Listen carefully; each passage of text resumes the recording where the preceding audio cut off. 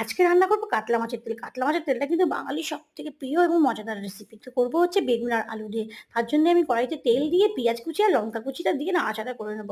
তারপরে দেবো হচ্ছে আলু ডুমো, ডুমো করে কেটে রাখা আলু।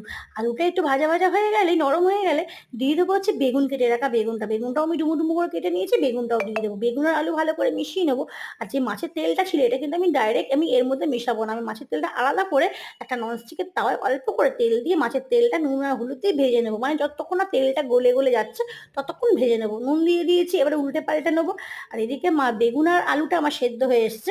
এর মধ্যে দিয়ে দেবো হচ্ছে হলুদ, নুন, লঙ্কা গুঁড়ো, জিরে গুঁড়ো সব দিয়ে এবার ভালো করে মিশিয়ে নিতে হবে। অল্প মশলায় রান্না, কিন্তু খেতে মজাদার। আর মাছের তেলটাও আমার গলে এসেছে।